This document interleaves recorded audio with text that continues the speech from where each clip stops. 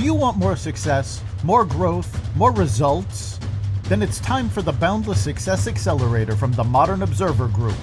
This isn't your average coaching program. It's where top performers come to dominate. Weekly group sessions, on-demand coaching, a community that's got your back, and a power-packed library of tools to supercharge your business and career. No more excuses, no more waiting. Get in, level up, and start building the life you've been dreaming about. Visit us at modernobserver.com/boundless success to join today. Let's get you to the next level. We're here because free speech is under attack. We're here because people are being convinced that socialism works. We're here because people are being judged guilty until proven innocent.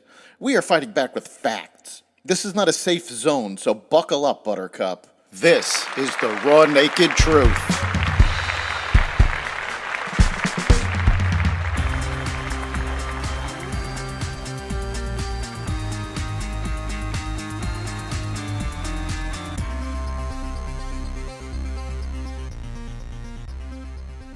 The U.S. strikes ISIS. The Supreme Court upholds Virginia and federal law. The Dodgers win the World Series, and more.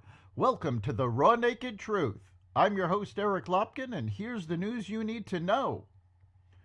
A total of 9 people remain unaccounted for in North Carolina following Hurricane Helene, as the death toll from the storm reached 101 on Wednesday.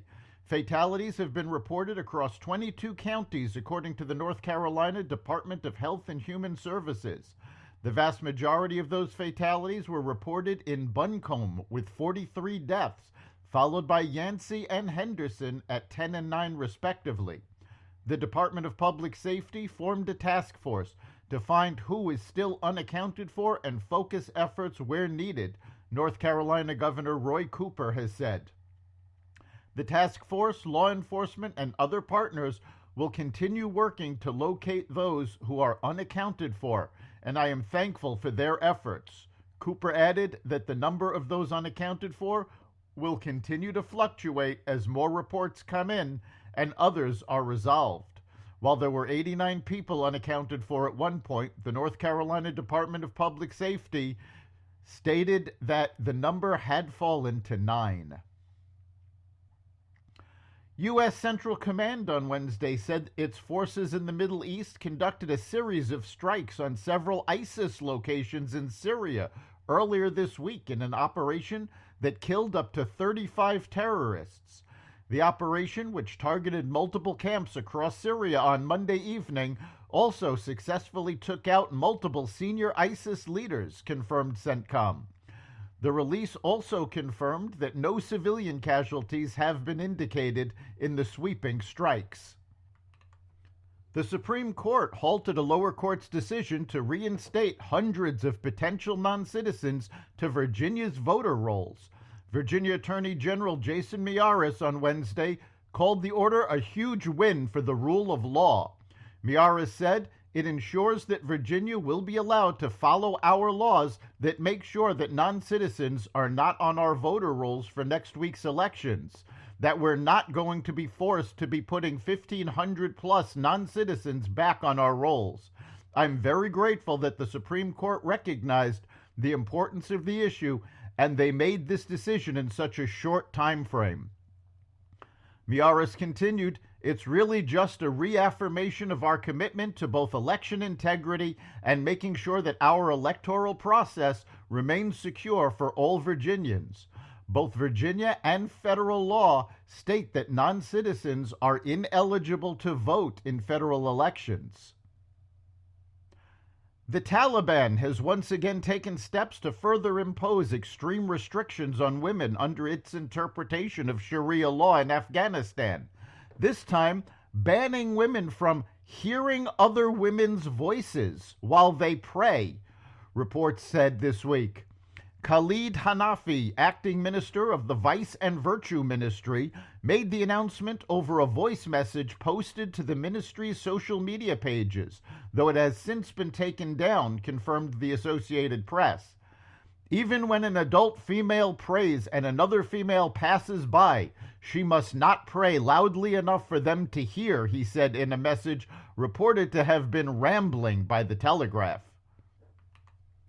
Investigators found the phrase "Free Gaza" scrolled on the explosives used to set fire to 2 ballot boxes in Washington and Oregon. Hundreds of ballots were destroyed in the arson attacks, most of which were in Vancouver, Washington, where there is now 24/7 monitoring of the drop boxes. A third undetonated explosive was found in Vancouver with the words "Free Gaza" and "Free Palestine." Authorities in the 2 states, both of which rely fully on mail-in or drop-box voting, have not yet determined the motive of the attack. With those notes left behind, it's definitely a tough case to crack.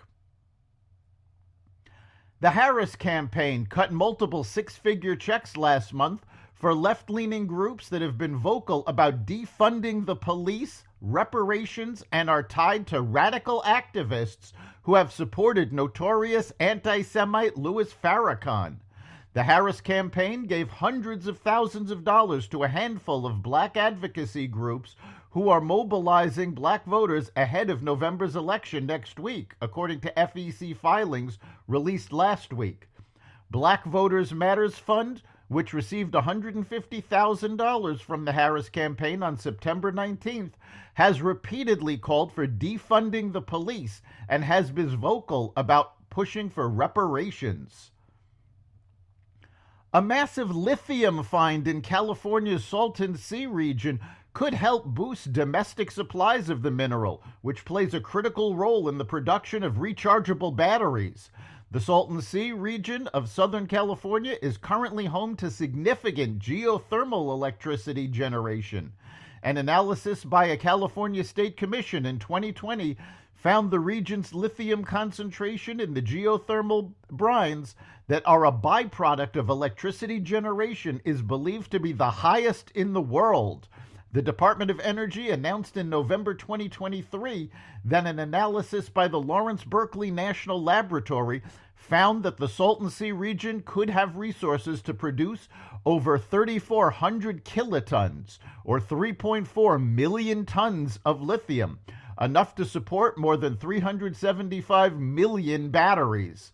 For context, that's more than the total number of vehicles on U.S. roads. The evaporation of portions of the Salton Sea has cut into the region's tourism economy in recent decades, and adding lithium mining to its emerging geothermal energy generation could be a needed boost for the area. However, some have raised environmental concerns about the project. Lithium batteries are a key component in cell phones, laptops, electric vehicles, home backup power systems, and more, and are necessary for the success of limiting greenhouse gases. The Los Angeles Dodgers were victorious in the World Series Wednesday night. The City of Angels vanquished Gotham in Game 5 and clinched the title 4-1. A lot happened in the short sweep. Dodgers star Shohei Ohtani separated his shoulder while trying to steal a base in Game 2 and struggled with the injury for the rest of the series. In Game 4, 2 rowdy Yankees fans interfered with a catch made by Dodgers outfielder Mookie Betts, ripping the ball out of his glove. They were ejected. And last night, a series of defensive errors by the Yankees in the 5th inning helped the Dodgers come back from a 5-run deficit. They won 7-6. While LA is taking home the Commissioner's Trophy, New York has a consolation prize. The New York City Mayor's office estimated that each postseason game played in New York generated up to $25 million each. That's the Raw Naked Truth. You can catch every episode of the Raw Naked Truth at xvadio.com, the Apple Podcasts app, YouTube, Spotify, iHeartRadio, Audible, Amazon Music, and other platforms that respect freedom of speech. We'll see you next time.